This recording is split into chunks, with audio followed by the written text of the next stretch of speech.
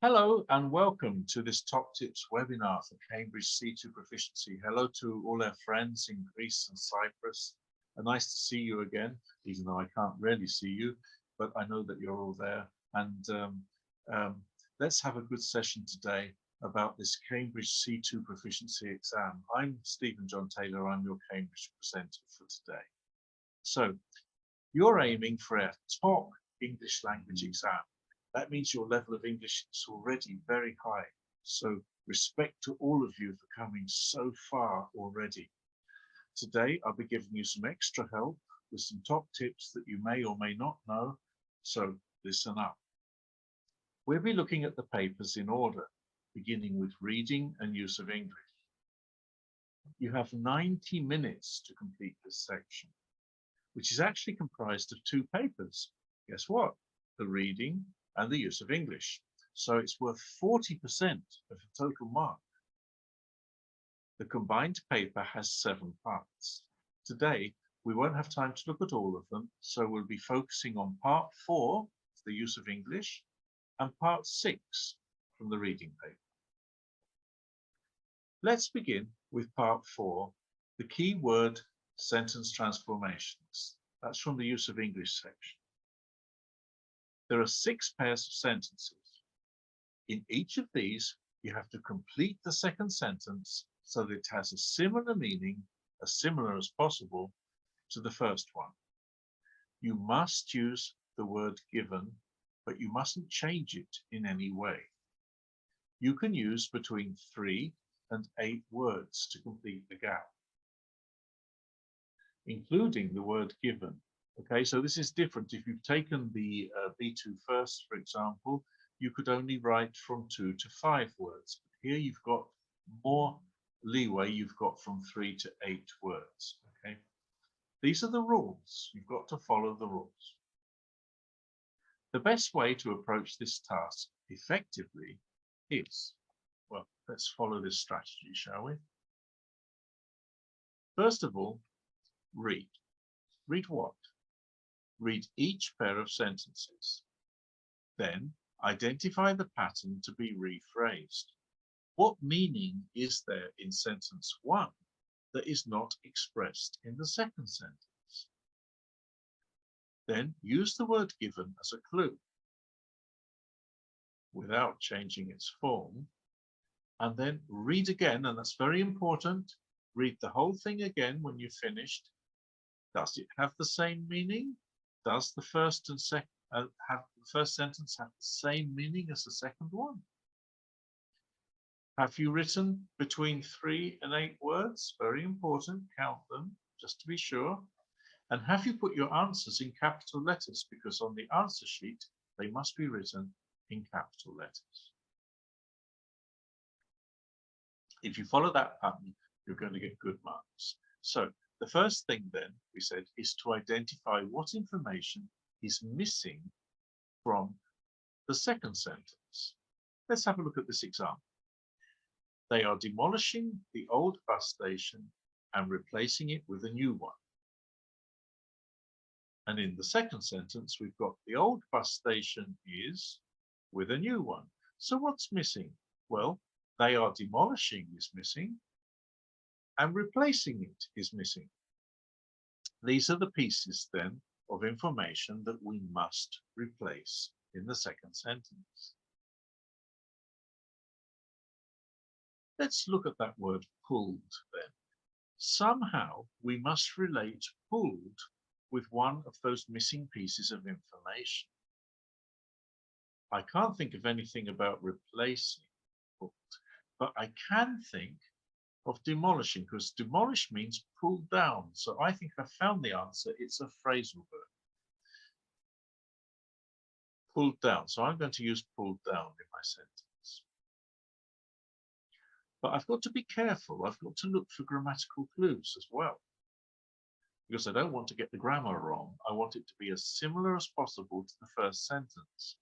They are demolishing the old bus station, and this second sentence begins with the old bus station. So come to think of it, that must be a passive voice, mustn't it? Does that work? It does. The old bus station is pulled down with a new one. But that doesn't really quite work, does it? The old bus station's pulled down with a new one.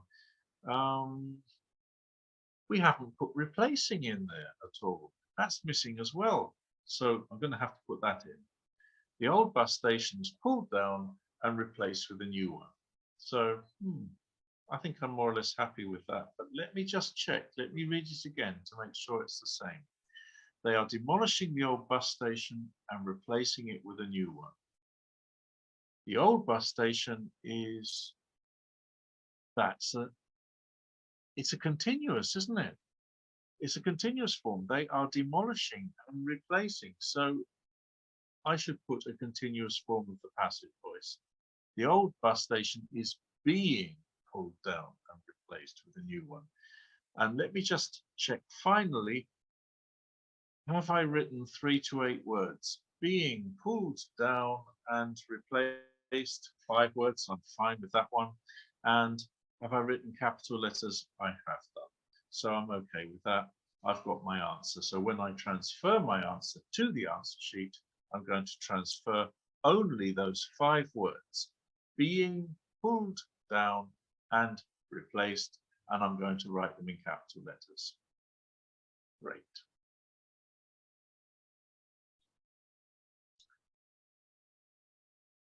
How best to approach this task? Well, develop your use of the English language. That's what use of English means. Use of the English language. How well can you use it? Look for meaning, develop meanings and definitions, syntactic patterns, word partnerships, collocations, fixed phrases. You need to start learning. I'm sure you have started learning. You need to continue learning these particular forms of the English language. Related words, words that are related to particular subjects, and also real examples. You know, the more real examples you find, the better. For example, what about the word cry? Cry is an easy word. We actually first encounter cry at A2 level, way back in your English learning path. And it means to produce tears, like a baby cries, for example. Later, when we got to B1, we came across another meaning of cry, which is to call out loudly. Yeah? He cried for help. But there are also idioms such as hue and cry and be a far cry from something. Okay, so it's not just the one meaning or the second meaning. There's sometimes multiple meanings of a word and multiple uses of it. Do you know these ones? The great thing about the Cambridge online dictionary is that it gives you these examples. So what you should really be doing, if you've still got some time before you take your exam, is thinking, can I use this dictionary to improve my knowledge of words that I already know? Use this dictionary. It's really helpful and it's free. Now, on to reading part 6. I've decided to do part 6 because the majority of you say this is the most difficult part of the reading paper. Okay. I think I'd agree with you on that. Let's have a look at it. What exactly does it involve and how can we best approach it? Well, there's a lengthy text. Okay, this is just an example of part of one. And there are 7 gaps in it. That means that 7 paragraphs are missing. Right? You have to select the correct ones. This task is testing how well you understand how texts are constructed so that they flow meaningfully and coherently. Okay. What difficulties do we have with this kind of task? Why do we find it so challenging? Well, first of all, it's whole paragraphs that are missing, isn't it? Not just sentences, whole paragraphs.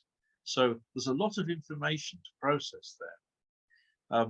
Then some paragraphs can be quite similar to other paragraphs. That can be confusing. There's also a distractor, of course, a totally useless paragraph that doesn't fit anywhere. And the text itself can often be quite complex and the topic academic or unfamiliar to us. So that's quite a lot to deal with in a relatively short time, isn't it? That's why we need a fourfold strategy. How best to approach this task on the exam day? Well, this is my top tip for you. First of all, skim the whole text. Ignore the gaps, ignore the jumbled paragraphs, just skim the whole thing. Get the gist, the general idea of the text, and ignore the gaps and the paragraphs at this stage. Just go for the main text. Next, examine the text more carefully, trying to spot the clues both before and after each gap, and trying to guess what sort of information could be missing. Then we can select our answer from the jumbled paragraphs. Here, for example, we have part of one. Let's have a look at it. On my living room wall, I have a painting of a wildcat by John Holmes, of which I am extremely fond. It depicts a snarling, spitting animal, teeth bared and back arched, a taut coiled spring, ready to unleash some unknown fury. That's very descriptive. Then underneath the gap, we have however, more contrast word. The physical differences are tangible. The wildcat is a much larger animal, weighing in some cases up to 7 kilos, the same as the typical male fox. Okay, so I know I'm talking about a wildcat. A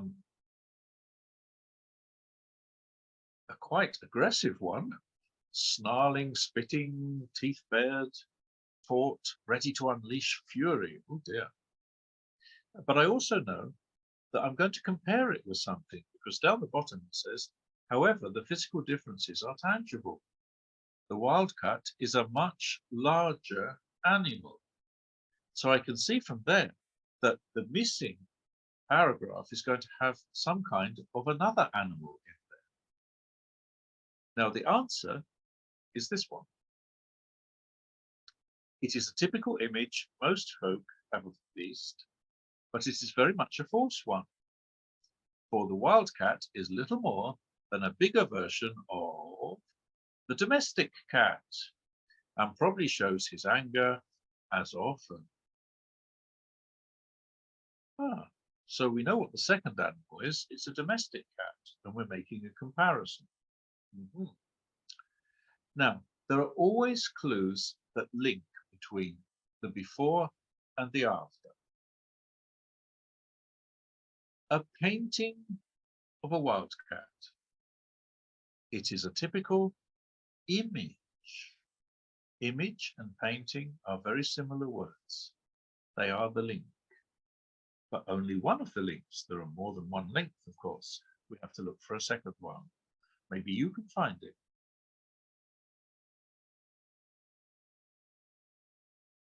I can't hear you, but it doesn't matter. See if you can find the link. Is there another link, a vocabulary link that you can find there?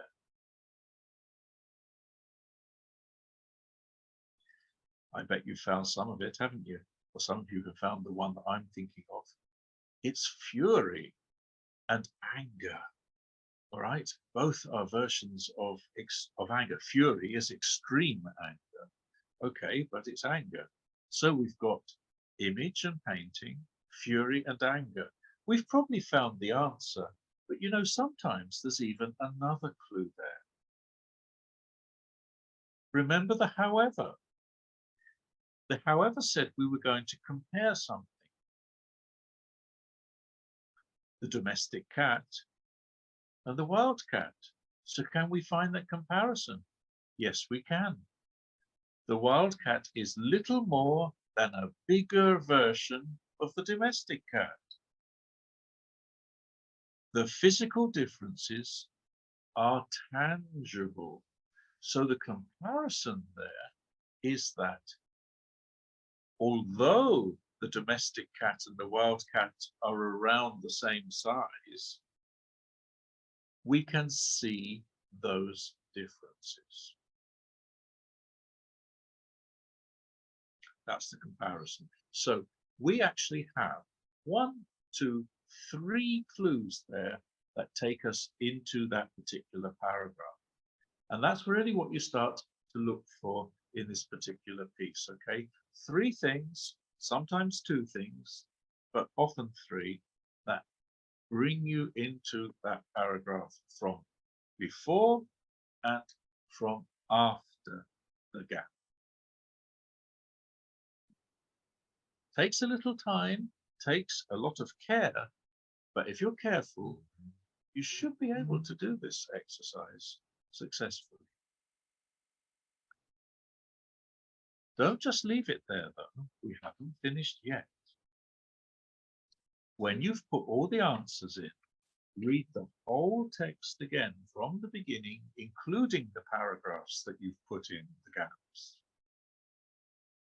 Does it flow? Does it make sense? Is it logical? And then something that I know very few of you do, but which is a really good idea if you've got the time for it, check that extra paragraph. Remember, there's an 8th one that you don't put anywhere. Can you see why it doesn't fit? Is there evidence there that tells you that this does not fit in this particular text?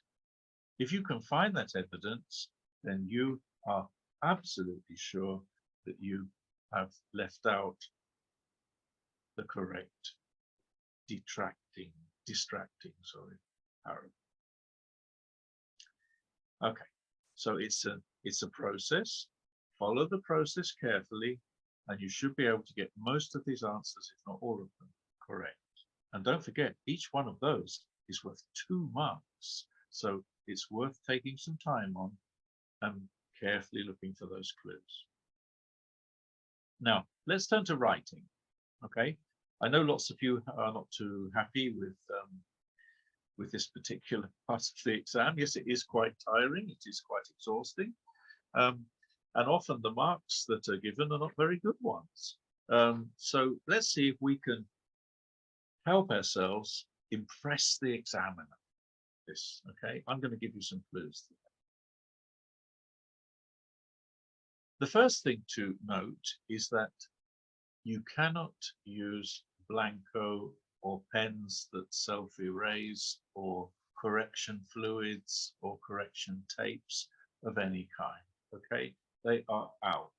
You can't do that. You have to write in blue or black pen and no other colors in the writing part of the exam. And if you want to cross out something and write something else, you can do that. Just do it very neatly. Please don't smudge or make horrible crossings out or put asterisks in. We don't want them. They're very confusing. Try to avoid putting asterisks in. Just write very clearly and neatly, and you can do that if you spend time planning. Okay, and this is something that we're going to touch on as we go through. So part 1 is always an essay. It's a compulsory thing. You have to do it. It's an essay based on certain instructions, and what you must do very clearly is everything that it says in the instructions. So let's read this very carefully. It's always the same, by the way. Okay. Write an essay. Okay, so it's got to be an essay. Summarizing and evaluating the key points from both texts.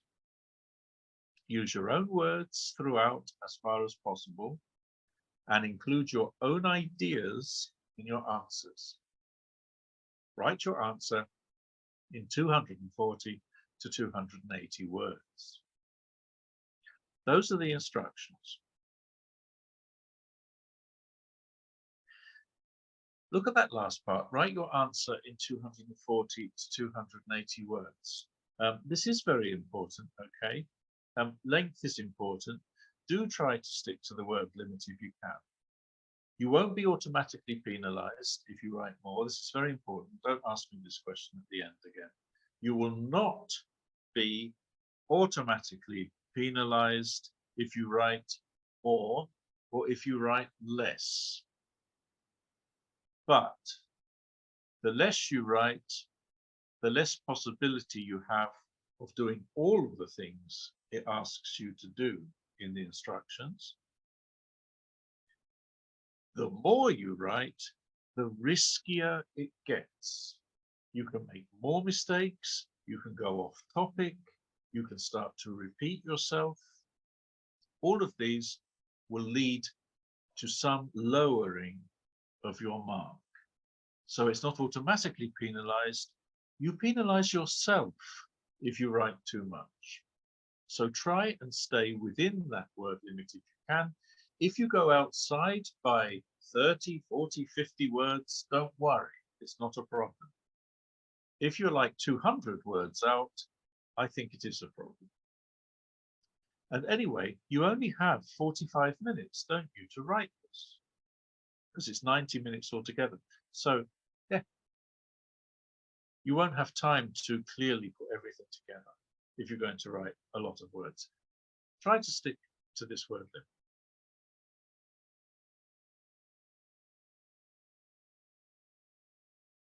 It says write an essay summarizing and evaluating key points from both texts. There will always be two texts, okay? And you are required to find the 4 key points. There will always be 4 key points. 2 of them will be in the first text, 2 of them will be in the second text. That's it. It's always like that. Don't go looking for 3 in one and 1 in the other. That's not going to happen. Add your own points and opinions as well. Don't forget to do that. That's very important. Evaluating the points is important. Do you agree with them or do you disagree? And to what extent? Add your own points as well, which are not these points, something different to back up your general opinion about what we're talking about.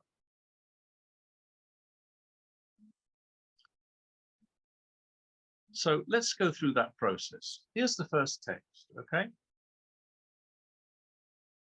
Here are the key points. You'll notice where they are. The first key point is in the first half, and the second key point is in the second half. That's where you find them. Summarize. It did say, didn't it? Summarize. This is where you use your summarizing skills. Reduce the key points to a smaller word count. Don't lose any of the meaning. That's very important. And try to use your own words as far as possible.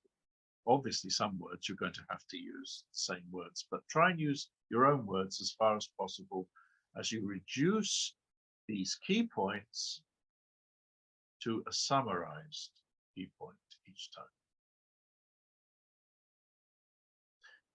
Yes, the second paragraph. Again, here are the key points. The first is in the first half, the second is in the second half. Let's summarize them and reduce them as much as we can. They're not very long, we can't reduce them much, but we can reduce them.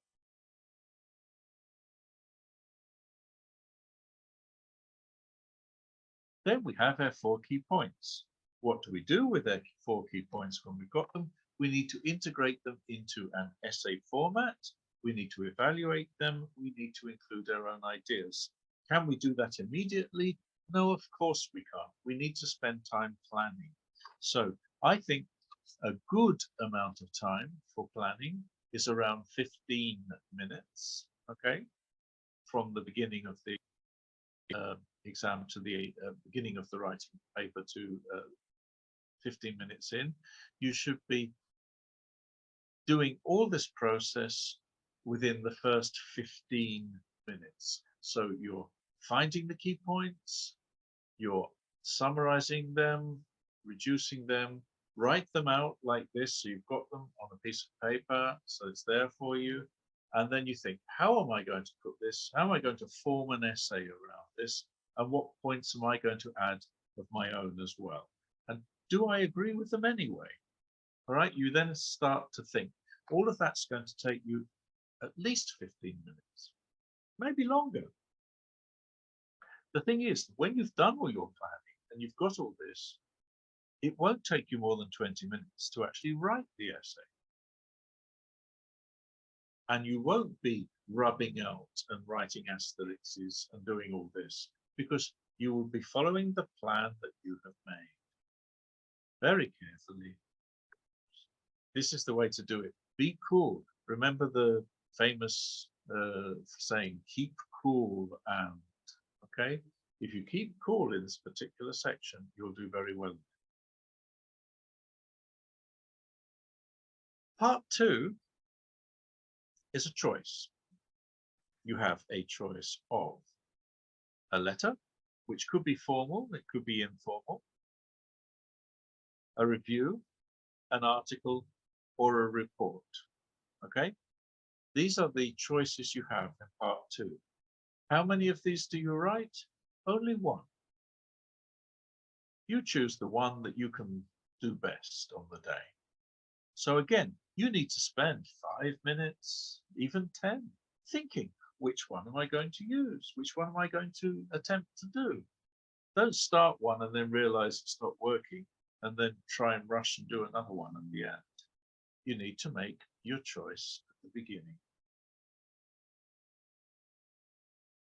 So think carefully, read carefully, and decide which one you can best attempt.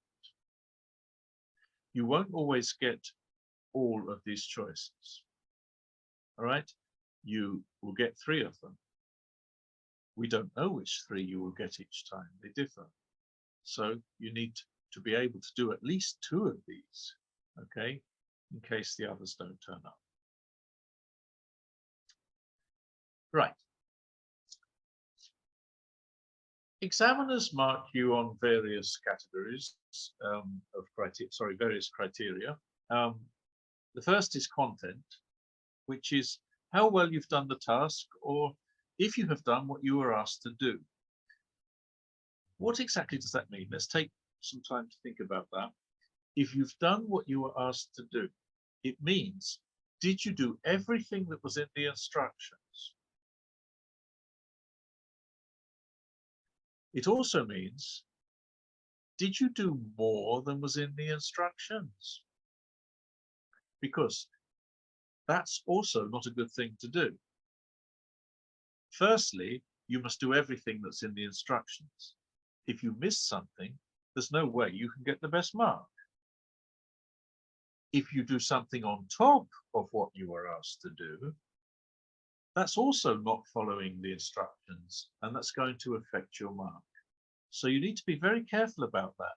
Don't add things that are unnecessary. Only do what the instructions tell you to do.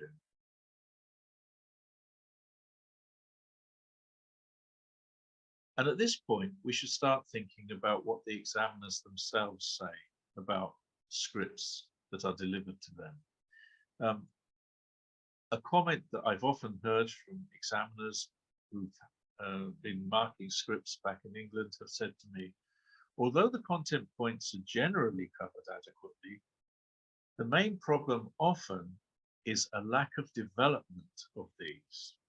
So it's not just enough to cover a point, it's you've got to cover it properly. You've got to develop that point and give some examples and some justifications and so on, so that it's actually fully covered, not just stated, okay? You won't get full marks if you just state the points. You've got to develop them.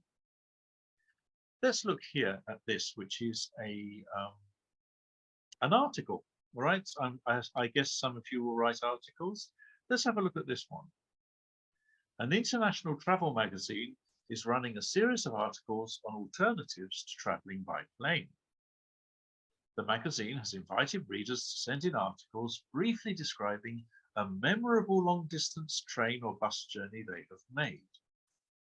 The article should explain the advantages of traveling a long distance by train or bus and consider whether, in general, traveling to your destination more slowly may result in a more satisfying travel experience. Okay. Well, make sure first that you process the task. In other words, read the question very carefully. Look at these key points. 1. Briefly, you need to describe a memorable long-distance train or bus journey you have made. And note the word a and the word or. Don't write about more than one journey. It wants a journey. And don't write about bus and train journeys. Just one kind, either bus or train. See how carefully you need to read these things. It's so easy to make a mistake. Also, explain the advantages of traveling a long distance by one of these means of transport, or we said bus or train. Don't talk about both. And discuss whether, in general, traveling to your destination more slowly may be more satisfying. Note, in general means not just on this particular trip that you have described briefly. Okay, we want a wider discussion of the topic here. This is where you can develop the content more widely and please the examiners, who are quite often not pleased because it's not developed. Okay, look at that.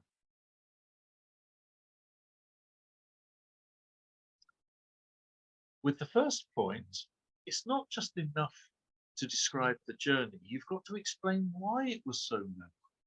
That will be a development.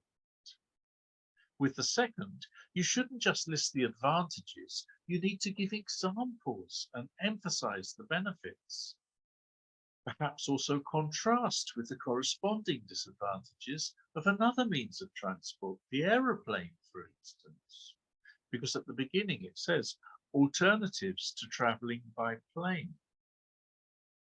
This is what they mean by explain.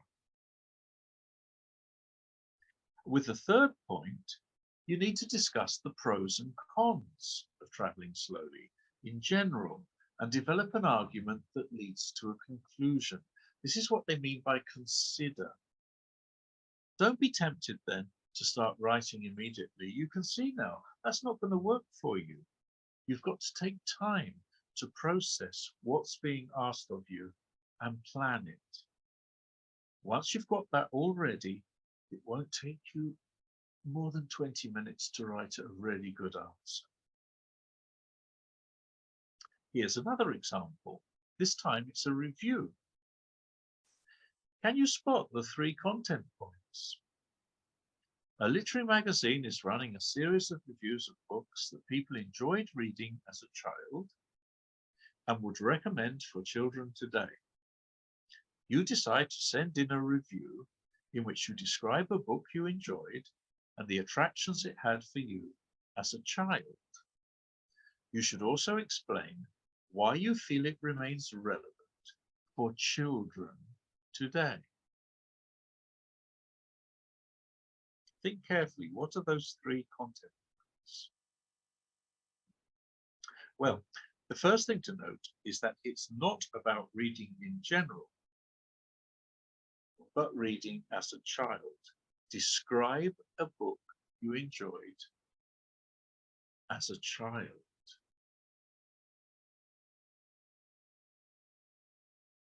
Many people have attempted to answer this question and they've talked in general about a book they just read, but you are not children anymore. Okay? When you're a child, you're down in your 7, 8, 9, 10, 11 years old, right? You're not up in the 16s. So when you describe the attractions it had for you as a child, This is your second content point. In other words, what was it about the book that gave you so much enjoyment? And thirdly, you've got to explain why you feel now that it remains relevant for children today. What is it about this book that children today also identify with and enjoy? So this is not simply about a book we have enjoyed, it is a book we enjoyed as a child. And we need to explain its continued relevance to children today, so we must make this clear in our review, or we'll lose marks in content, and possibly elsewhere too. So let's look at the other three criteria. Communicative achievement is how appropriate your writing is and how satisfied the reader will be. Have you succeeded in communicating your message? Have you used the appropriate register conventions throughout? Have you developed your ideas enough?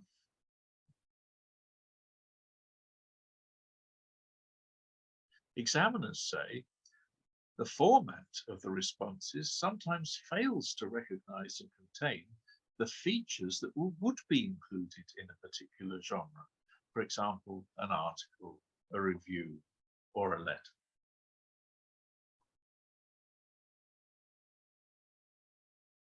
You can expect to be asked to write letters, for example, to the editor of a newspaper or the editor of a magazine, the director of an international company, the school principal, the college principal.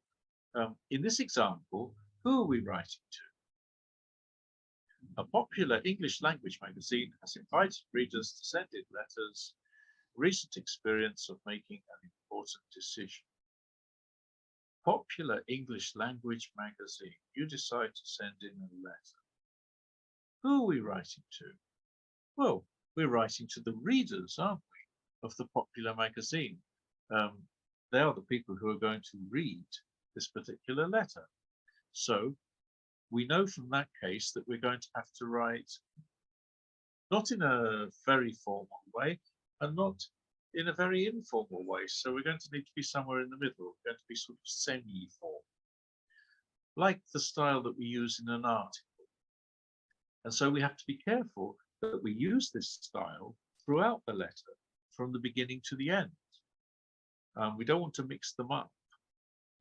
To illustrate this, I've chosen the ending one candidate group recently while attempting this task.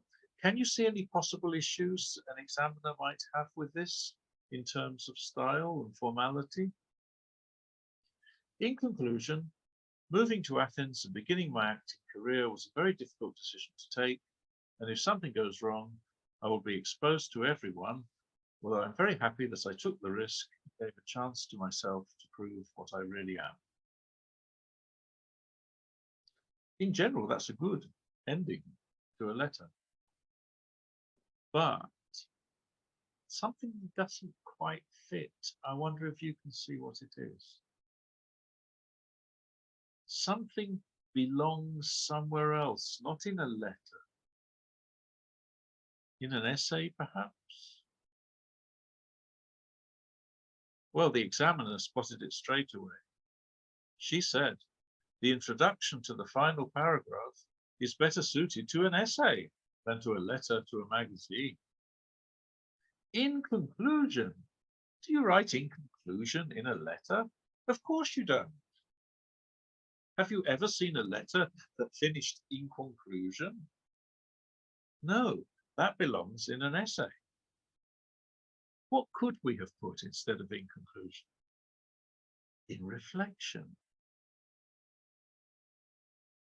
Or when all is said and done. These are far more appropriate for a letter than in conclusion. So be very careful with what you put.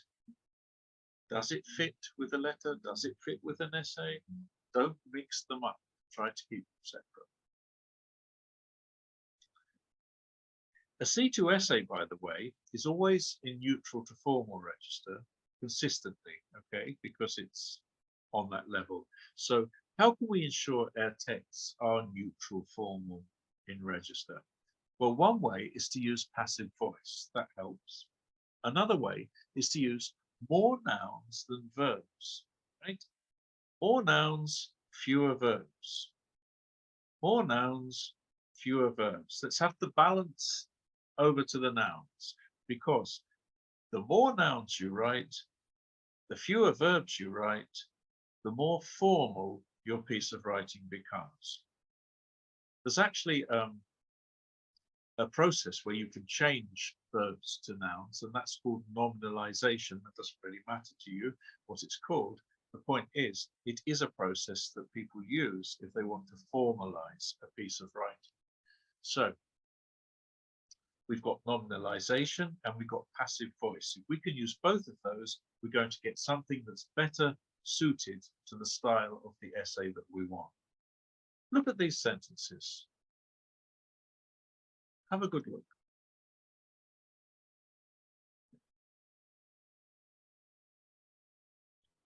The government constructed 2 power stations just a few kilometers away. Environmentalists strongly criticized this action.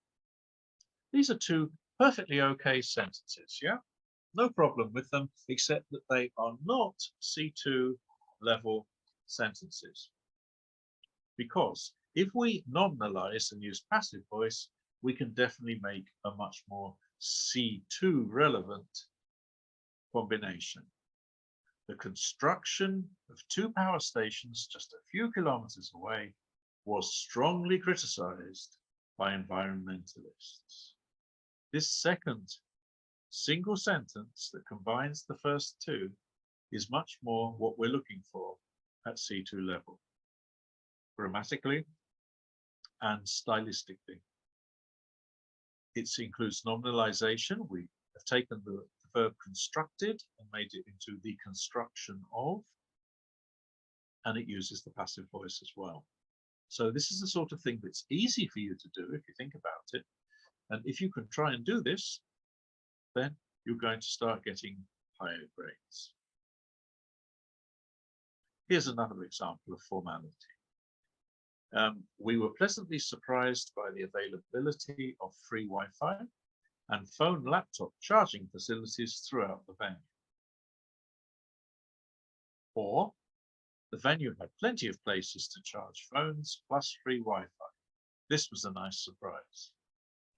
This comes from a review or a report on a facility. Now, which one do you think is more formal than the other?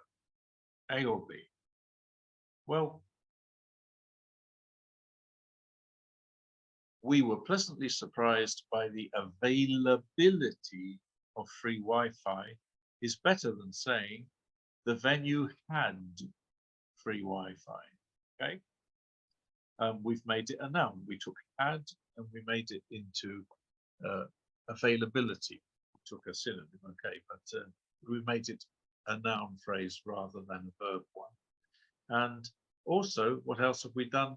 We have used charging facilities, right?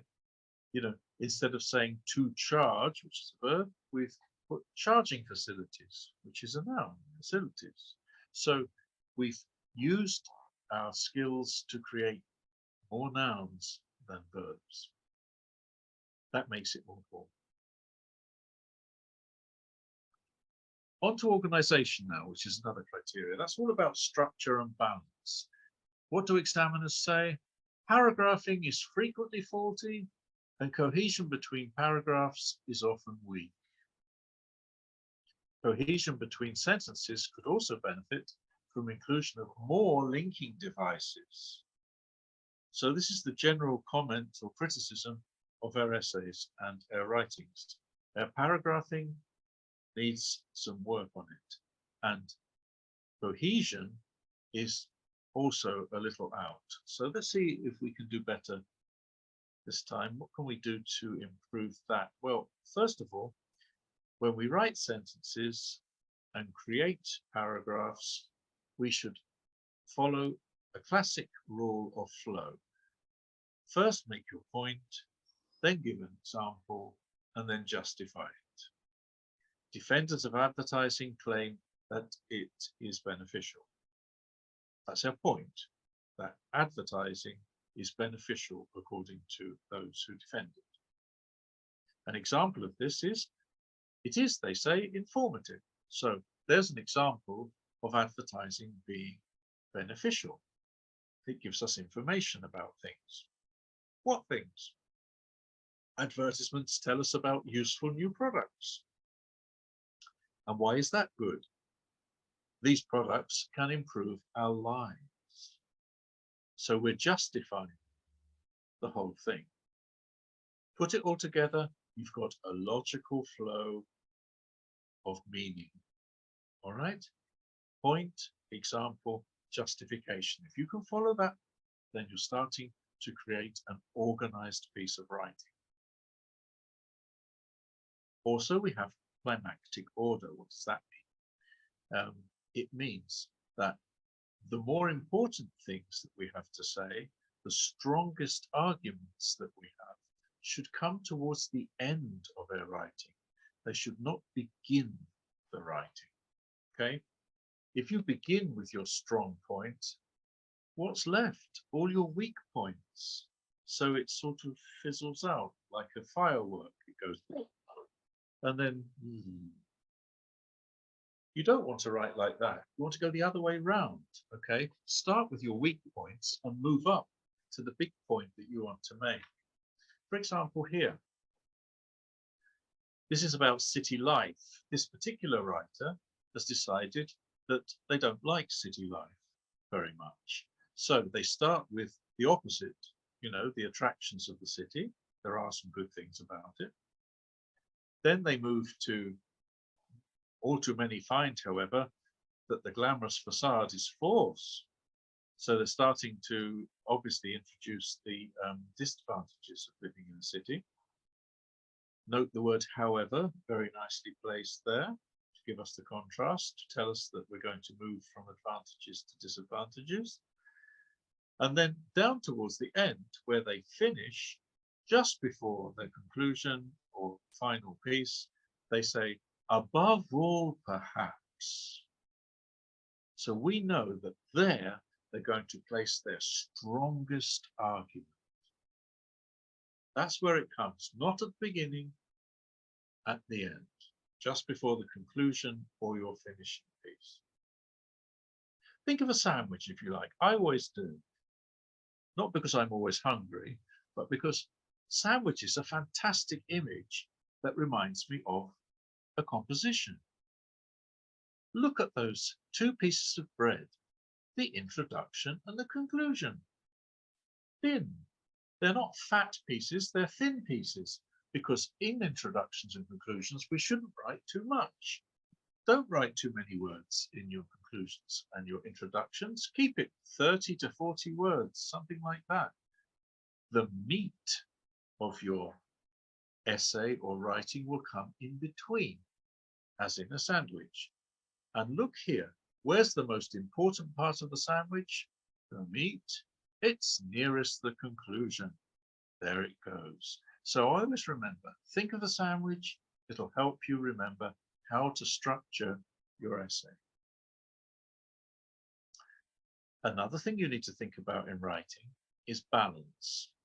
Balance of paragraphs. Yes, we said, don't write long introductions and conclusions. That's true. That stands. That's valid. But at the same time, what are you going to do with the rest of your paragraphs? Here's an answer. This is an actual attempt written by a Greek student a few years back. Now, it doesn't matter that you can't read it. The examiner, when he first sees this, will be able to draw some kind of conclusion about how well organized this piece of writing is, even before they read the first word. How is that? They're looking at the paragraphing. Okay, that's good. That's around what an introduction should be, maybe a little longer perhaps, but not much longer. But look at that one and that one. These are huge paragraphs. Oh, 35 words. Okay, that's good. Yeah, I'll go with that one. It could be 40, could be 45 at push, yeah, but that's good. What about the second one? Good Lord, it's 173 words. How many words can we write altogether? Well, if it's the essay, it's 280 tops, and if it's the other part, it's 320. This is half the essay in one paragraph. More than half the essay in one paragraph. That's unacceptable. Unacceptable. You must paragraph better than that. Try to keep them down. Try to keep them round about the same size in the middle, okay? Certainly not as many words as that. What's the next one? 122. That's still a lot of words for a paragraph. So start thinking about how many words you're going to put in a paragraph, and don't write things that look like this. Here's an article, a real one, from the real world. Look at it. Look how these paragraphs are balanced. They're very, very similar in length. They're not exactly the same, of course they're not, but they're very, very similar in length. That's what you should be trying for. That's what you should be aiming for, okay? The kind of balance with a shorter introduction, shorter conclusion, but the middle parts all roughly around the same. And don't forget, if you're writing an article, to put a catchy title. They're important. Yeah, all articles have titles. It's not difficult to write a title. Just write 2 words, 3 words, 4, something that sums it all up and that will get the attention of the reader. Writing should also contain well-linked ideas. Help the examiner to understand your thoughts. Use a variety of linking words. Use contrast words. Use substitution for better cohesion. To my mind, there are 2 main disadvantages to studying abroad. The one, not the disadvantage, the one that may have the greatest impact is homesickness. As this, don't write homesickness again. This, use reference pronouns to refer back to things that you've already said. This will give you a greater flow and much more natural feel to your writing. Use punctuation. Use the colon. What's that, I hear you say? Colon is 2 dots, one above the other. What do we use it for? We use it to create. The attractions of the city are many. Colon. The cosmopolitan atmosphere, the stimulation, simple hope. Look how effective that piece of writing is. Look how complex that structure is by adding simple things and putting them together. The colon does that. It's really good for organizing things into a list. You can use it to emphasize a point.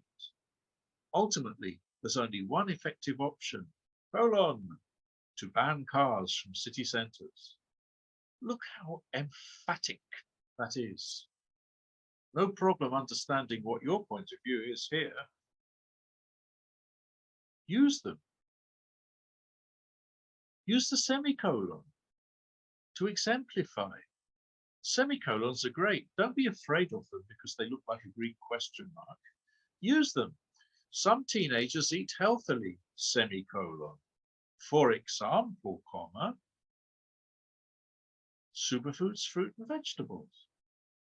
You can use the colon, for example, and a comma to introduce an example.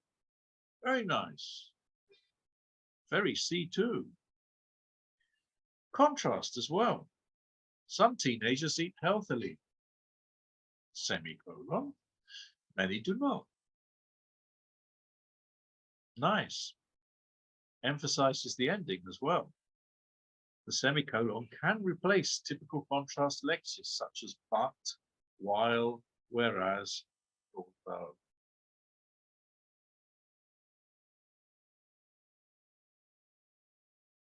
So let's recap organization before we move on.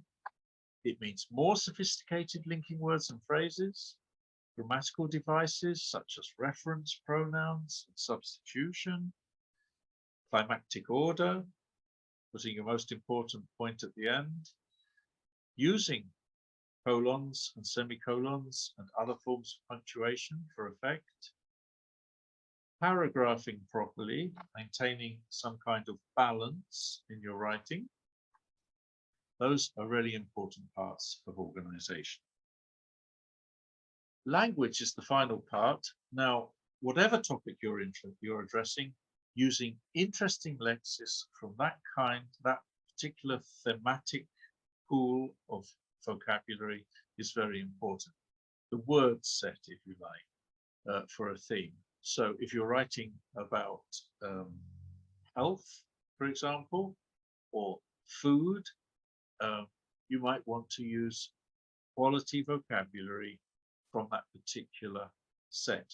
The examiners have said texts evidence a need for a much wider and richer task-specific lexis.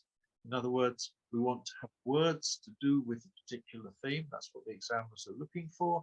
Are we giving them these? No, we're not. So that's what we need to do. We're talking about fruit in a review, perhaps, of a restaurant or on a holiday that we went to an exotic place. Let's give us some words to do with it. Bitter, juicy, sharp, sour, watery, chewy, fibrous, pulpy, soft, tender. All of these are great words. You don't have to use them all, but you should have one or two of them ready so that you can describe the fruit that you're talking about health. Use words to do with health. Depression, malnutrition, obesity, contagious, transmit, pandemic. Well, we all know that one. Preventable, infectious, and so on and so on. There are various words that you can use. I would suggest you get 10 really good words for each of the main themes in your course books. In your course books. The course books that you have are themed, aren't they, usually? They tell you about various themes and they go into them. Find 10 really good words to do with each theme and have them here in your head so that you can use them in writing and in speaking, okay, if that theme should come up. The book Grammar and Vocabulary for Advanced from Cambridge English Press Cambridge University Press, is really, really good for this. It has great thematic vocabulary in it. And if you have time to look into that one, you should be having a look at that book. Here is an example of someone who unfortunately has not done what we've been talking about. The question was for an article on a favorite public building, a town hall museum. Okay, so for example, it doesn't have to be a town hall or museum. Your favorite public building, explain why it's your favorite building and assess its significance for the wider community. This was the theme. Now, what happened here? This is part of the answer. And I want to give you this as an example of what not to do.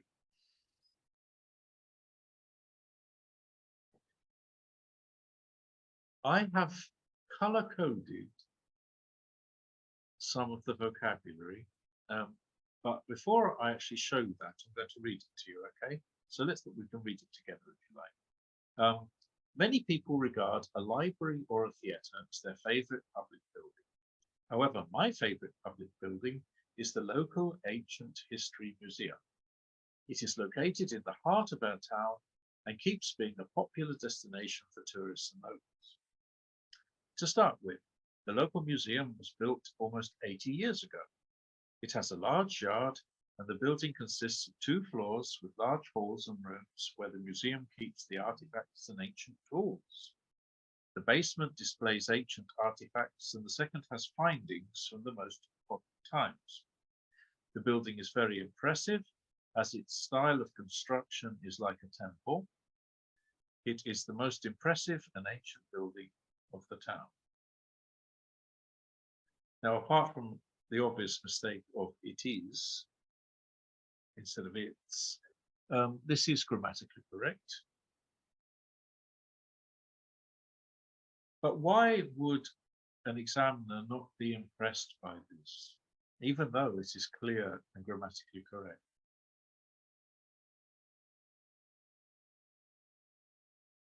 Well, it does have some words to do with the theme, doesn't it? Basement, halls, artifacts, ancient, impressive, destination, displays. That's good, but there's a lot of repetition.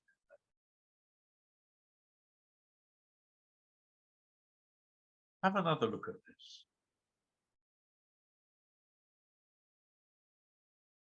Building, building, building, building, building. Favorite, favorites. Museum, museum, museum. Ancient, ancient, ancient. Artifacts, artifacts. Lots of repetition in what is not very many words. So this is something you must try and avoid. When you're checking your work, and I know that you check your work, I know that you should check your work when you finish, do look for how many times you say the same word, because it really does build up, doesn't it? Look how many times these words have been repeated. That's a waste of space. You could use much better words, much more interesting words than that. You could use structure, property, institution, architectural masterpiece if you were being creative. Many, many different words could have gone in there, okay? So try not to repeat, okay? That's one point. And it's not enough for text to be grammatically accurate either. That's a given. At this level, we expect your grammar to be at the level where you are not making any mistakes, really. You might make some slips. There might be some slips where you just accidentally make a mistake. That's okay. That won't count against you. But you shouldn't be making basic mistakes at this level. Examiners want a wider range of complex sentence forms. They want a wider variety of grammar. So how can we provide that? We can use present participle clauses. Don't use these simple sentences. Use present participle clauses to join sentences together and make something more C2. Use past participle clauses as well.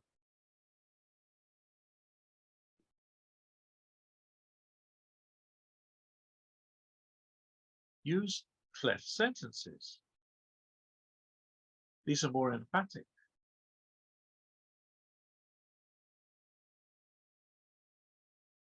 And use inversion, but do it properly.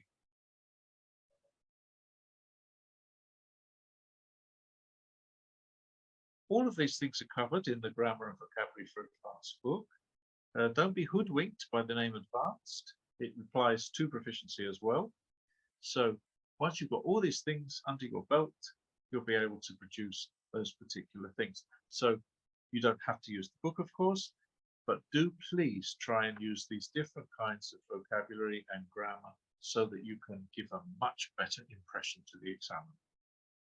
Now, listening.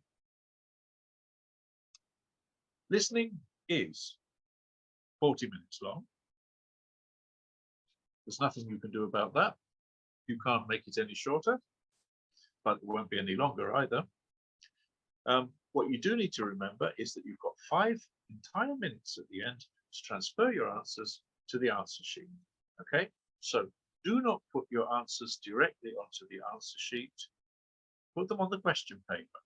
Okay, and then at the end, you will have 5 whole minutes in which to transfer your answers carefully to the answer sheet.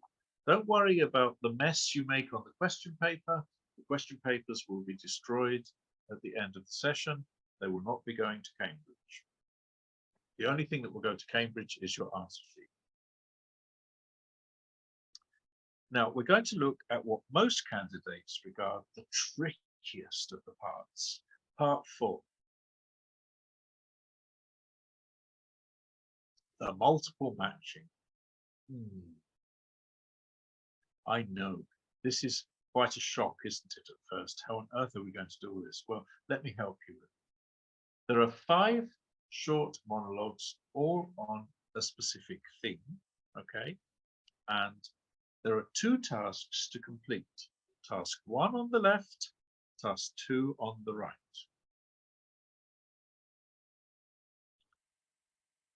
You'll hear 5 speakers. There are 2 multiple matching questions for each speaker, okay? So we can see speaker 1, question 21, and question 26. Speaker 2, question 22, and question 27. Speaker 3, question 23, and question 28. Speaker 4, question 24, and question 29. Speaker 5, question 25, and question 30. So each time you're going to have to answer 2 questions, right? You're listening to speaker 1, you've got 2 questions on the go. Speaker 2, 2 questions on the go. So take time to get used to how you look at this particular question paper at the time you're listening. Once you get used to that, it's actually quite easy. Certainly a lot easier than trying to do task 1 and then trying to do task 2. You need to select one correct option from the list of 1 to 8. And there are 3 distractors in each list. So 3 of the answers are totally useless. That doesn't help, but they are there. So you need to eliminate them before you can get actual answers. So first of all, you need to interpret the context.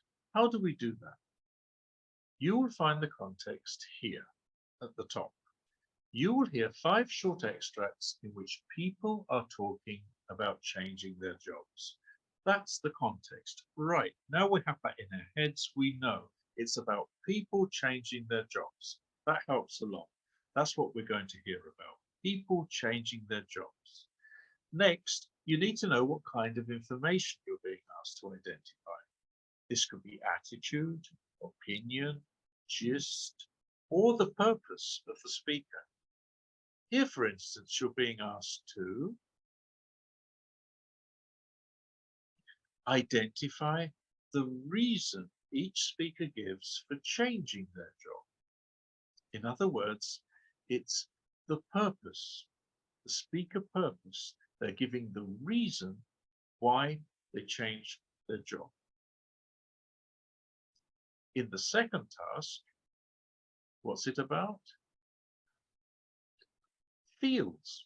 What each speaker feels about their new job, note, not their old one. In other words, what is this? It's their attitude. So we're listening. For each speaker, we want to know why they changed their job and how they feel about their new job. We can establish this before we even hear a word. In the time we have before we listen to the recording, we should be doing that.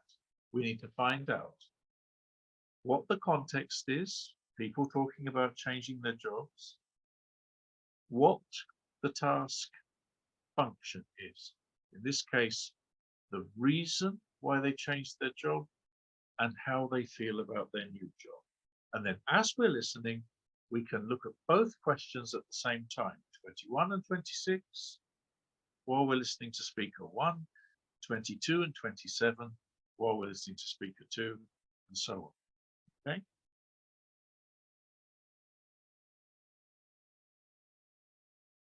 it's important to know that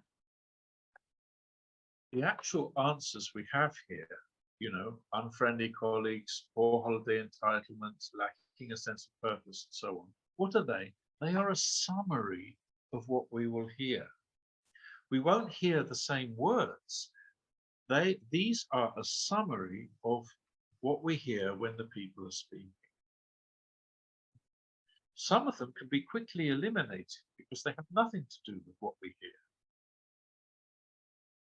Another thing to remember is you might hear the answer to task 2 before you hear the answer to task 1. It doesn't always go left to right. It might go right to left. You need to be aware of that, be ready for it.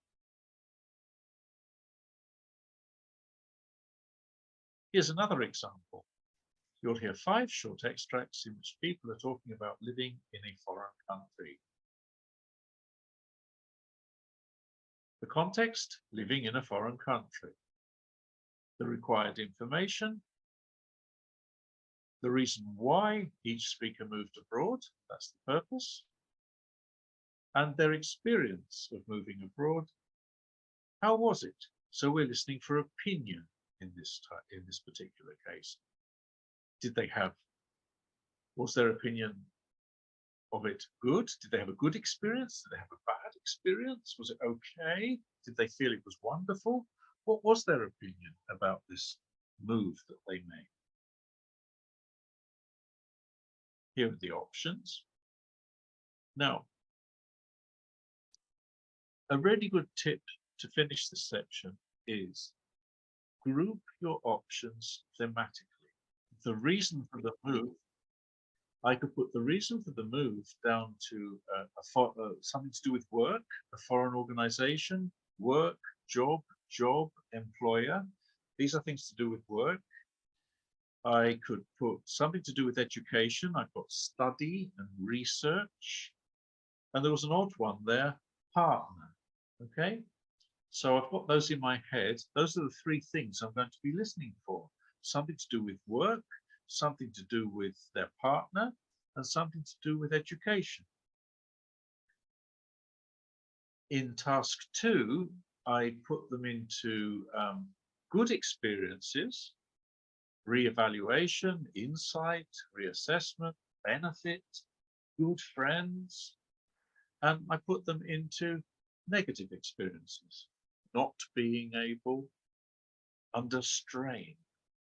This also helps me. I know I'm going to be listening for good or bad experiences as well. So I'm listening for jobs, partner, or education, and good or bad experiences.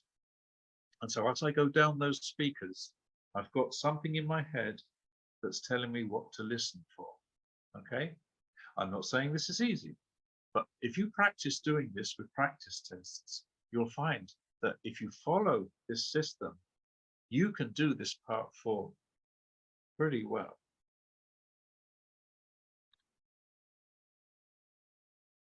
Strategy then is use the silent times to set the scene, spot the keywords, sort them into useful categories.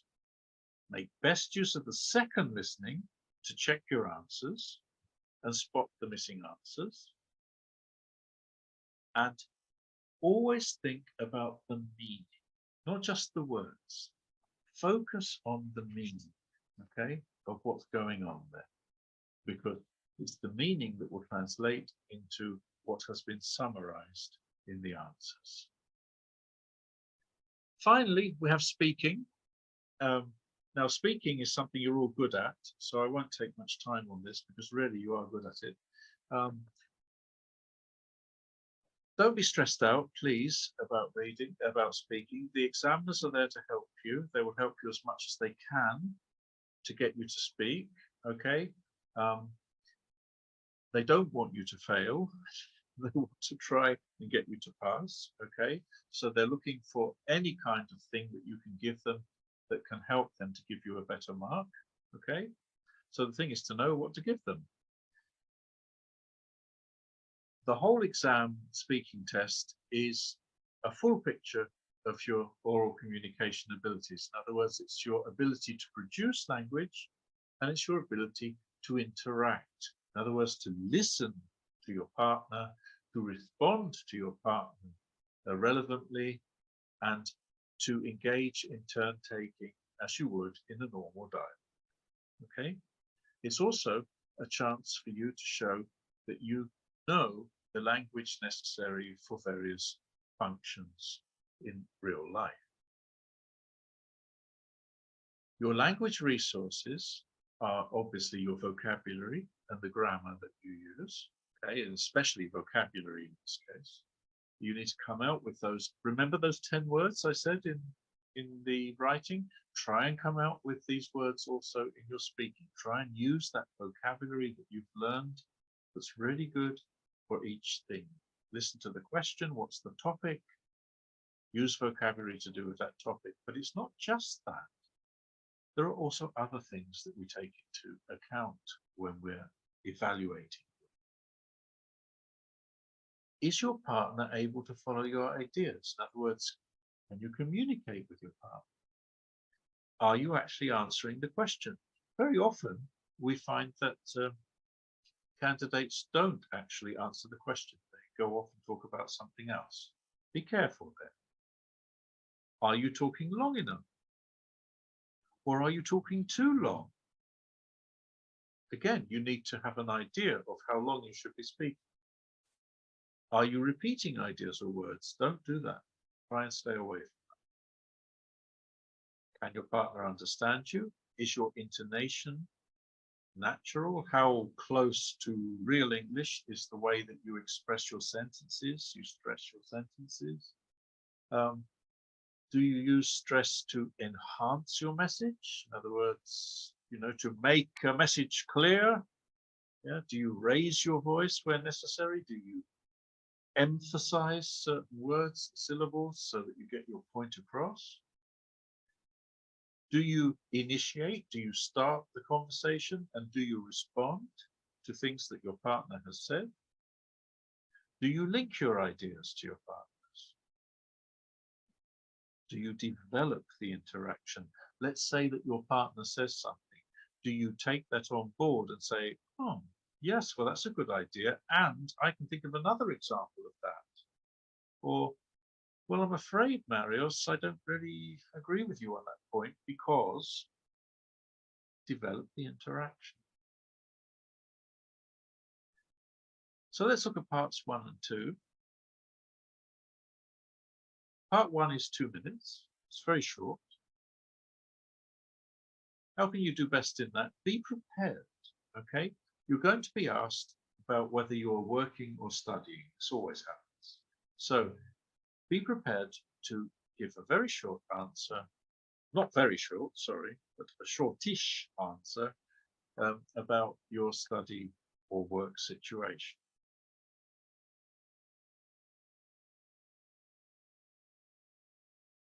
After that, you're going to get a question. 1 question each, okay?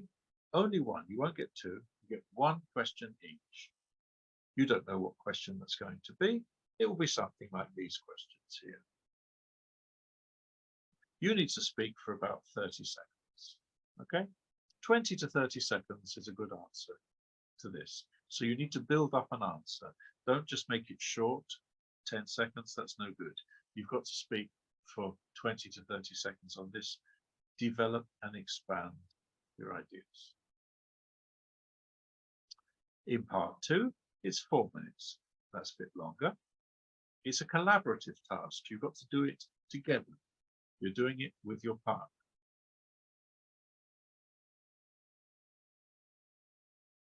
It's in 2 parts. First, I'd like you to look at pictures A and C and talk together about which picture interests you more. This is a typical question, okay? The examiner will ask you or will direct you towards 2 pictures. There will be more than 2 pictures there usually, but the examiner will tell you to talk about 2 specific pictures. So make sure you're listening. And they will give you something to talk about. Look at this question. Talk together about which picture interests you more. It does not say describe the pictures, does it? No. So what you need to do is to look and say, okay, I think this picture is more interesting because, what do you think? And then your partner says whether they agree or disagree and why. You've only got a minute for this. That's it, 1 minute. You might like to speculate and say what might have happened before, what might have happened afterwards. What, speculation is something you certainly bring into this answer, okay, to give you that minute, but it is a minute, okay? You don't get any longer. And both of you need to speak in this minute. So if one of you starts describing a picture, you're wasting your time. And you're wasting the time of the other person as well, which is disrespectful. So come on, don't describe the pictures, listen to the task, and actually do what the examiner asks you to do. And share that. Don't take all the time, don't go solo. Make sure you're having a conversation between the two of you. And it's 1 minute. 1 minute will go very, very quick. Then the examiner says, thank you. Now, when an examiner says thank you, it means be quiet now, stop talking. Okay? Not because you've made a mistake or you're boring, but because it's time to go to the next part of the exam. Okay? So when they say thank you, you just have to stop talking. That's it. Thank you. Now look at all the pictures. So now you're going to look at the two pictures you've already looked at and the other ones as well. And you listen to what the examiner says. I'd like you to imagine blah, blah, blah, blah, blah. You have about 3 minutes to talk about this. 3 minutes. The two of you, you and your partner, must then discuss the particular task the examiner has asked you to talk about. Okay? Again, you are not describing the pictures. You are talking about the task. To help you remember what the examiner asked you to do, at the top, on the left, above the pictures, there is a brief summary of what he was talking about. So this should remind you of what you have to talk about. In this case, it was to talk about the element of risk as shown by these pictures. Not describe the pictures. These ones are in black and white, by the way, don't worry. Yours will be in color, okay, so you can use color as well.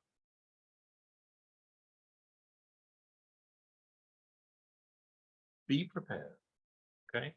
And it's talk together. Remember, talk together. We want a discussion. We want a conversation. We do not want two monologues. That's no good.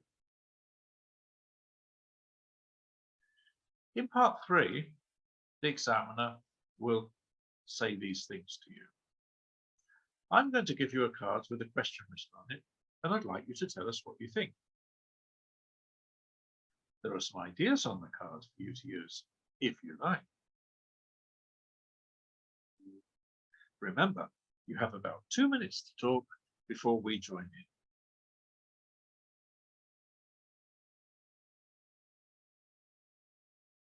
There are some ideas on the card for you to use if you like. That's exactly what she said. That means you don't have to use the ideas on the card if you don't want to. Now, what I suggest to you is this. Block those ideas and concentrate on the question. The questions can sometimes be quite difficult. What use is art to society? If you're thinking of the ideas immediately, that's going to be a problem because you're going to look at enjoyment and it's going to confuse you. Cross them out. Think about the question and then start speaking with the first thing that comes into your head, right? Just start speaking about an idea that comes into your head. Some idea will come into your head. Then at some point later, when you've run out of things to say, you can look at these ideas and maybe they will suggest something else for you to say.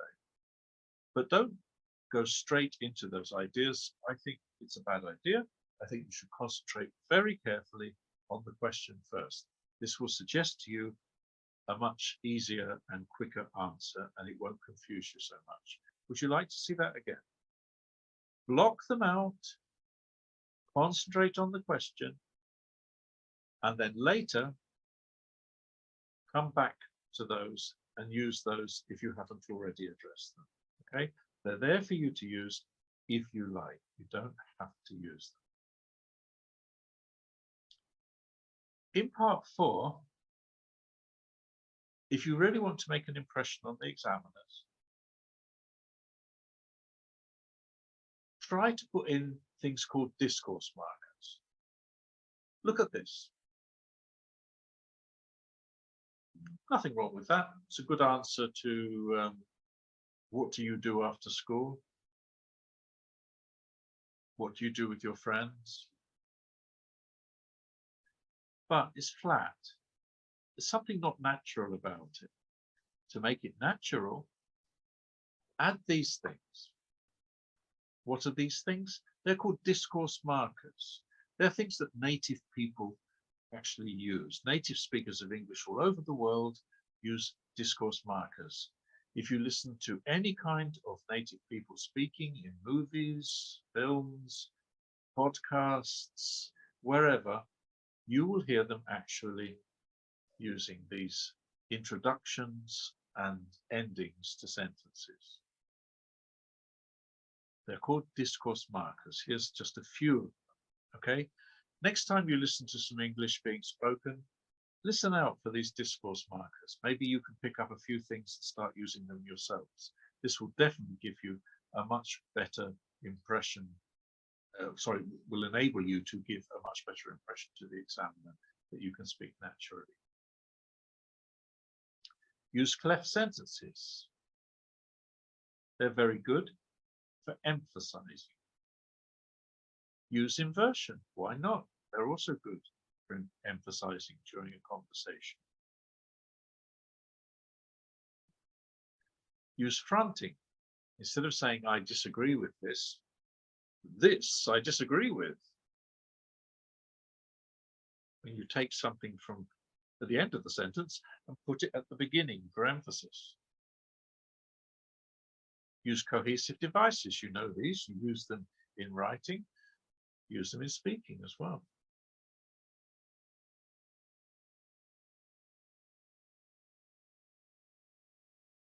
Extend your responses. What do you think? God, I'm stuck. What can I do? Use the 6 question words. What, who, where, when, why, and how. Have them in your head. Use them to produce an answer, especially what and why. What and why are really, really important for you to extend your answer. Perhaps answer from another perspective.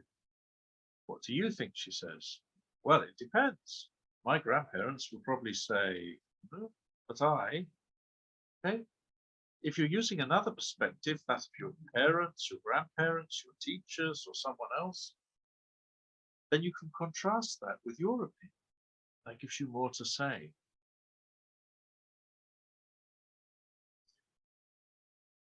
Also, don't forget to reference your partner.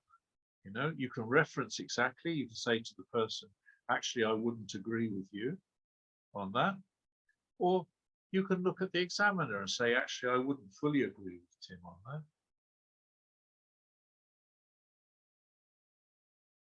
And don't sit there like a potato or a bag of potatoes and do nothing. Show that you're in the room, nod your head, You know, use gestures and body languages and those funny little noises that we make when we're listening to someone. Use them. They show that you're there. They're part of communication. So there we've got all the different kinds of things that I just talked about. Okay, so lots of things to remember from today. A lot of tips in there. You don't have to use them all. If you do, that would be fantastic. But if you can remember one or two things about that, that would be really good. Okay. Just before we go to question and answer, a very quick look at resources. We've got free resources available for you on the Cambridge website. Don't forget to use them, they're very good. There's an exam day video to show you what goes on the day so that you have less stress. Social media, we've got Facebook, YouTube, Instagram and Twitter. On YouTube, we have our own channel, Cambridge English TV. That's really good. You can watch real videos of real people like yourselves doing real tests with real examiners. And if you watch one of those, you've got a better idea of what goes on in the exam that you're going to take. Use the Cambridge English Dictionary, very useful, as we said earlier. And don't forget that your C2, should you get it, will be accepted worldwide by universities, employers, and institutions. It's a very, very, very important certificate. Like employment, universities in the EU, they're very, very good too. There's the top universities in the European Union. They accept you for study programs with Cambridge certificates of this level. Universities worldwide, very, very important too. And, you know, the world is your oyster with your C2 certificate, yeah? Should you not get the C2 certificate and you go for the you get the C1, that's also extremely valuable, okay? So whichever you get is going to be good for you. I hope you get the C2 one, right? And I think that if you take advantage of what we said today, you will manage that. So let's go to your question and answers and go through all of these as quickly as possible. How do we write at the answer sheet of each part? Answer sheet of each part is in pencil, everybody. Can we erase a whole paragraph? Yes, you can, but just do it with one line through so it's very clear. Don't go like that. Don't make a smart. Shall we start from the reading part? It takes more time and effort, and then move to the use of English. Yes, you can use. You can do the reading and use of English in any order you wish. If you want to start with the most difficult part, do that first. Easier parts at the end. Okay, no problem. No problem at all. Do we have to evaluate each key point or evaluate both in the end of the paragraph? You can evaluate them where you like, but evaluate all of them. Are we given 90 minutes for the entire writing? Yes, it's 90 minutes for the entire writing.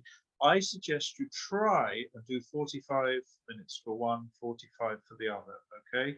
Because they are both worth the same amount of marks, so you should give them both about the same amount of time. Is the number of key points hidden in the two texts fixed? Yes, it is, 2 and 2. Maria, I usually find trouble reaching the minimum word count in terms of time management and writing speed. So the 15 minutes of planning doesn't sound like a feasible option for me. Maria, I disagree with you. I think that if you actually spent 15 minutes of planning, you would be able to write more and actually still finish there in the time. The reason you write so slowly is because you haven't planned properly. Andy, oh, hello, Andy, nice to see you again. We should complete the answer sheet of reading in the 90 minutes. Yes, you don't have extra time to complete the answer sheet. Please put all your answers on the answer sheet for the reading use of English within the time that you have. You will not have extra time for that, okay? Is describing the book also a point? Yes, you can describe the set book if you have read it. I do not suggest you attempt that question if you have not read and studied and discussed the particular book. You may, however, do that. That's up to your discretion. Can you put in a nutshell or on the whole? Yes, those are fine. Does the use of fancy and really rare nouns reflect badly or more rewarding in our grade? If those fancy or rare nouns are suitable and fit the particular formality of what you are writing, yes, you can use them. Impress us with what you know. Are we allowed to write a real name at the end of the letter? Yes, it's up to you. You can write what you like. You can write Ariana Grande. What is your advice if we're completely unfamiliar with the essay subject? It's more or less impossible not to be in some way familiar with the essay subject, okay? If it's totally unfamiliar to you, just do what you can, learn from the two articles that are there. Try and get some understanding of that together, okay? Could you make a comment on short forms, abbreviations, or slang language? Yes, don't use slang language. Only use short forms and abbreviations if you're writing to a friend. There you are. Could we also use last but not least? You can use that when you're. For me, it's a bit too informal, a bit too casual. Okay, but if you want to use last but not least, you can do it. Yes, it's okay. It's acceptable. I've seen bullet points being used in reports. That's a sore point. I would not use bullet points personally in this because we do like to see what grammar you can use. Okay. So I think if you're going to write a report, I would advise not using bullet points. If a candidate has already written about 300 words, is it acceptable not to write a conclusion? No, you must write a conclusion. Okay, so that's why it's important that you plan your writing before you start. What's the word limit in both parts? The writing again, it's 280 in part 1 and 320 in part 2. Should all the paragraphs, including the introduction, have about the same amount of words? No, we said the introduction and the conclusion should be shorter.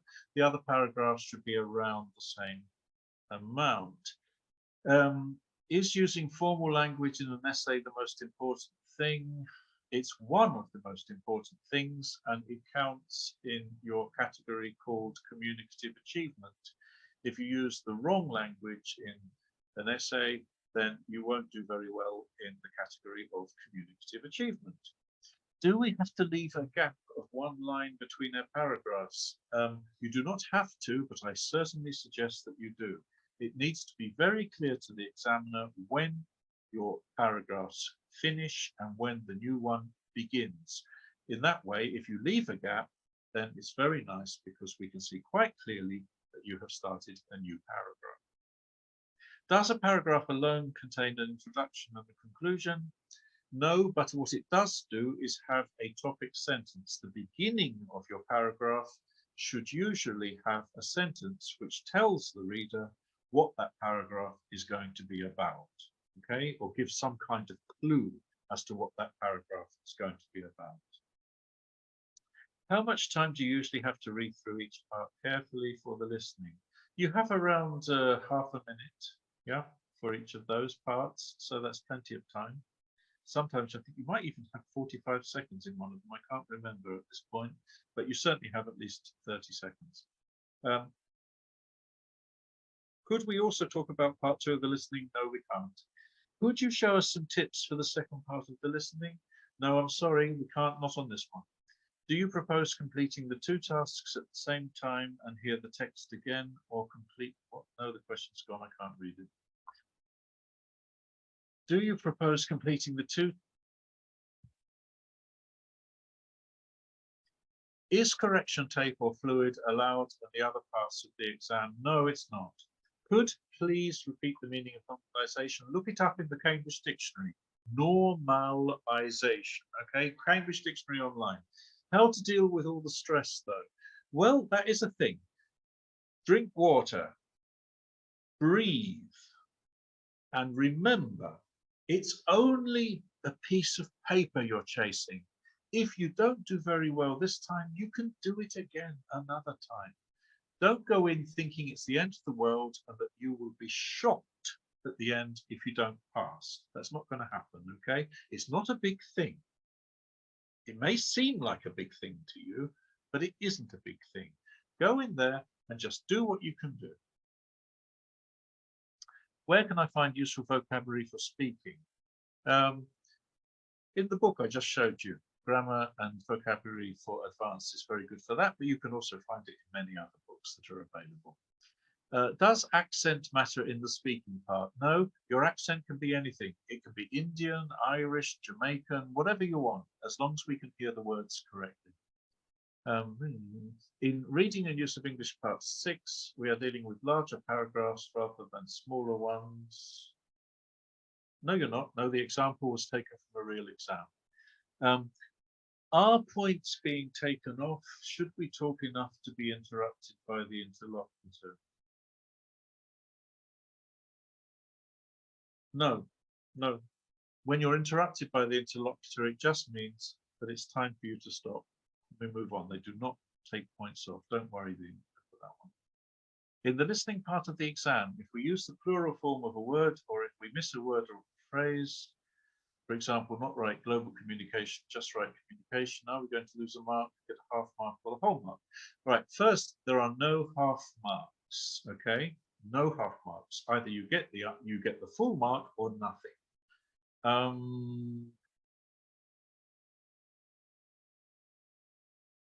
If the person actually said global communication, then that's the word. Those are the two words you've got to put in, right? Communication is not enough. Yeah, you need to put the full answer if you can. What if we fail to understand the contents of an image? Well, do your best, Dimitra. I mean, just think about what the examiner asked you to do, right? What did they ask you to do? Did they ask you to discuss the sounds that you might hear in this situation? Did they ask you to discuss what might happen next? Did they ask you to discuss how the person is feeling? You know, you've got to listen to the question and try and put that to the image that you're looking at. May we suggest 2 out of 4 pictures and explain when to use each of them? No, you can't suggest. No, you can't suggest anything. It's the examiner that does that.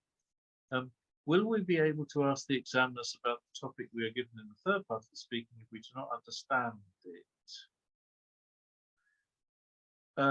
No, what you can do is you can ask the examiner to repeat what they've asked. That's a lot of people do that, by the way. We don't have a problem with that. If you ask us to repeat it, we will repeat it in a more slowly than the first time that we said it, okay? And hopefully you will be able to understand it there. Will we have to conclude our points before our time ends, or is it fine to talk as much as possible to avoid stopping? It's really a good idea to keep speaking, and if the examiner tells you to stop, that means that's fine. There is a possibility that you might conclude too early, okay? If you do stop talking too early, the examiner will look at you silently, which means you need to keep speaking, okay? And if you still haven't spoken after 10 seconds of silence, the examiner will then move on to the next part. Okay, so remember, silent examiner means you need to keep speaking, you need to say something. Are clues in part 6 reading always that obvious? Yes, they are. They really are, yes. Does part 4 of Use of English have specific answers? Yeah, all the answers are specific, all the answers. Will we lose a lot of marks if we misinterpret whether the two texts are complementary or contradictory? Not a lot of marks, no, but you will lose something if you misinterpreted, yes. If I fail 3 parts but average above 60%, do I pass? Oh yes, there is no failing of parts, everybody. Okay, this is very important. You don't fail a part. I was on the beach in the summer and I heard 2 ladies discussing their children, and one said, "Oh, Joanna, she failed in the listening." But she didn't fail in the listening, because you don't fail the listening. You don't fail any of the parts. What you do is you do better in some parts than in other parts. There's no failure of a part. Okay. Overall, you have to get 60% or more. That's overall. So if you get 50% in listening, which may be what Joanna did, and you get 70% in speaking, then 50 and 70 equal out at 60, you're okay. Should we write with pencil the answers or with pen? Oh dear. Really, you need to look very carefully at the answers there. That it says very clearly in the instructions. Is there an opinion essay option in part 2 of the writing? An essay in part 2, I haven't seen one recently. That doesn't mean there won't be one, but no, the essay is in part 1, and then in part 2 you have the other types of writing.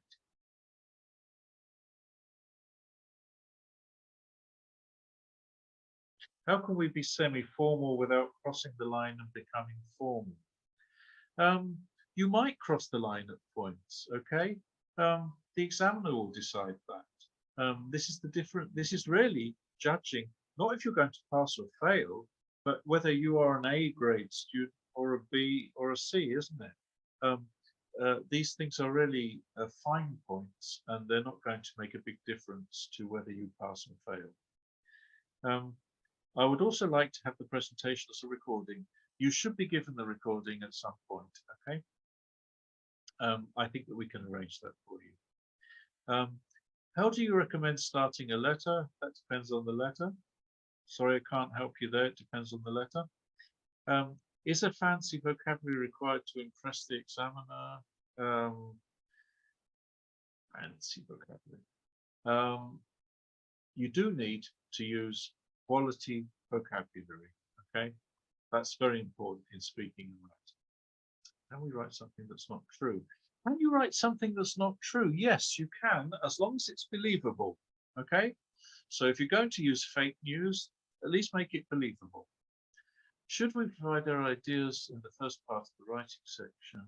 That's up to you how you organize your ideas, okay? You can put them anywhere in the writing. That's entirely up to you. It's your organization.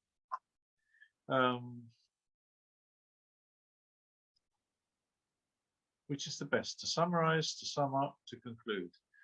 I like to sum up and I like to conclude, okay? To summarize, I don't like very much. I like the second two. How much time do you actually have to read through each part carefully for the listening? We've answered that one. In writing part 1, when talking about your own ideas, I must definitely write something. Yes, you've got to put your own idea in there somewhere, okay? And it says ideas, plural. Okay, so if you can put more than one idea, even better.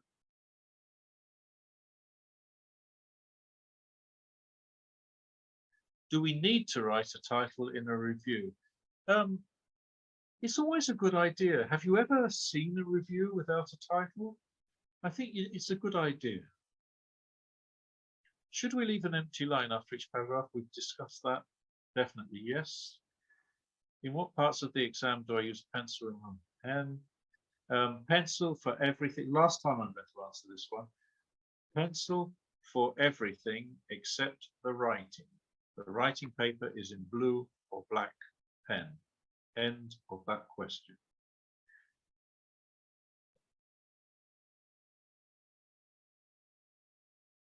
How badly will our grade be affected if we use contractions? Well, if you use contractions and you're supposed to be writing a formal or semi-formal essay, it will count towards a reduction in your mark. How much? That depends on the rest of your writing, okay? But it will certainly count towards a reduction.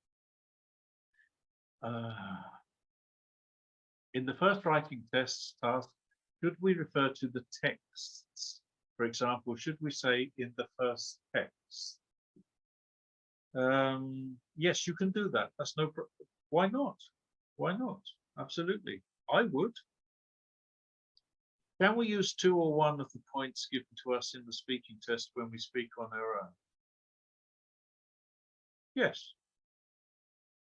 Could you please give us some part two? Sorry, I can't. We haven't got time for that.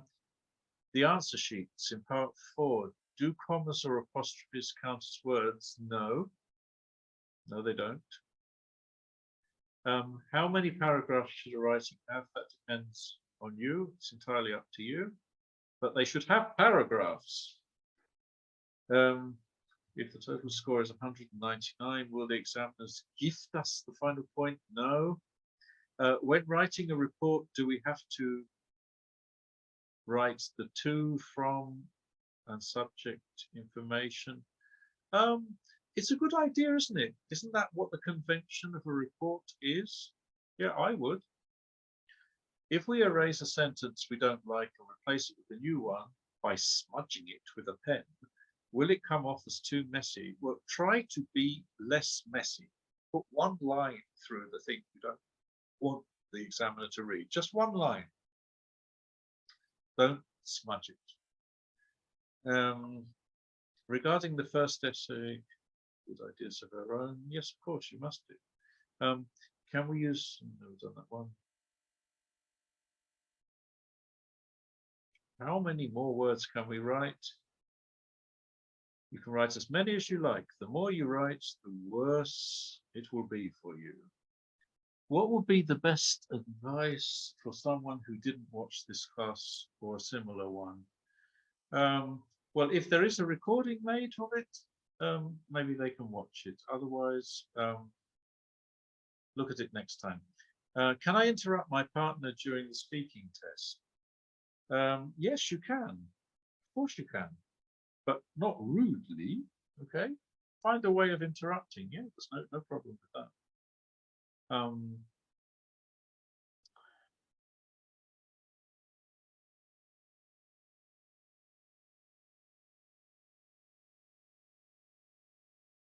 If in the speaking part the one speaker exceeds the time limit, will there be time for the other speaker to talk? Probably not, which is why the examiner will punish the person who spoke too much. Now, I really want you to understand that. Let me say that very clearly. If you're supposed to be having a discussion and you decide you're going to talk for 40 seconds and not let the other person speak, then you are the person who will lose marks.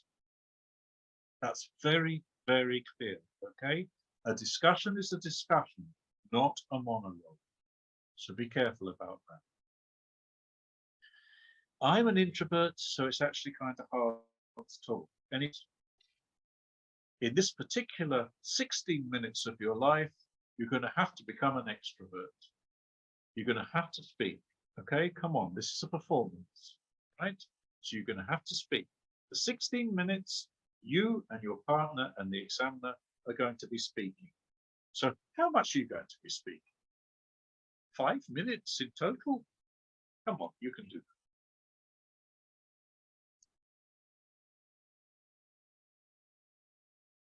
Does a misspelled answer take off points? Yeah, well, not, it does, yes. If it's in the listening, for example, and you spelled the word wrong, yes. In the writing, in your compositions, if you've got some misspellings, it doesn't necessarily mean that you will lose points, no. But in all the other parts, yes.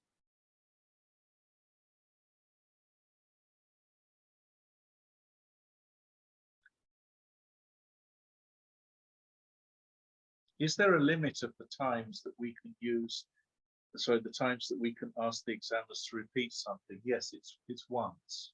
Each time you can do that numerous times, but you can't do on the same point another time. So if you don't understand the examiner, ask them to repeat it.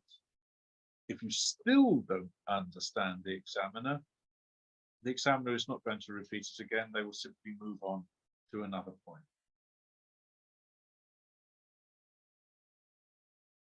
No, you can't use any watches in the exam, okay, at all, right? So you need to get an idea of how long you speak. All of you In your speaking practice, get an idea of what it is to speak for a minute. Remember, 2 of you are going to speak for a minute, right? So 2 of you get together and speak for a minute. See how many words you can say. See how many sentences, how many ideas you can actually express in 1 minute. It's not a long time, okay? You need to practice that. This is what all exams are about. You need to practice.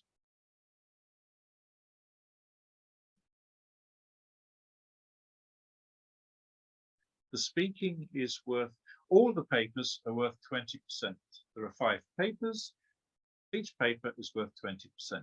Reading 20, use of English 20, listening 20, speaking 20, writing 20. 20% each paper.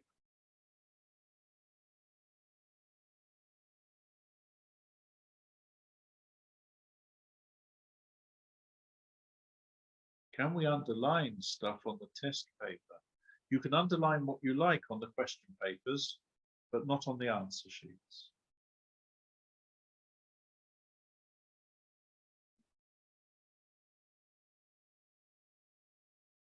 Is the use of formal linking devices considered wrong in semi-formal pieces, such as articles? Well, it depends on how many you use. You know, at the end of the article, the examiner will think, did I read an article designed for me? If it was the correct amount, and perhaps there was just one mistake there, right? Perhaps 1 or 2, that won't really make much difference. But if there were lots of formalities in something which was supposed to be semi-formal, then it might just come across as being too formal, in which case that would count against you.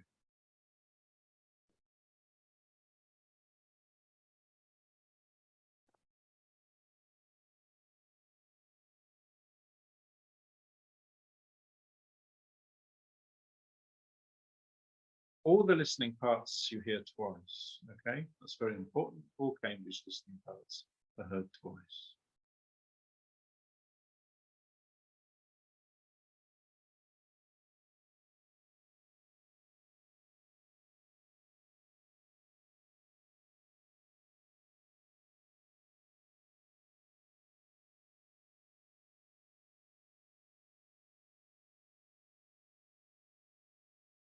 Are we allowed to have coffee or juice with us during the exam? No, you're not. You can only have water, okay? You can only take water into the exam.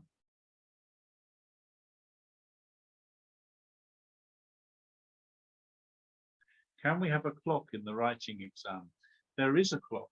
There's a clock in the room, okay? The clock is in the room, but you cannot take anything yourself into the room, like a watch or a mobile phone. Okay, that's not possible. You can't do that.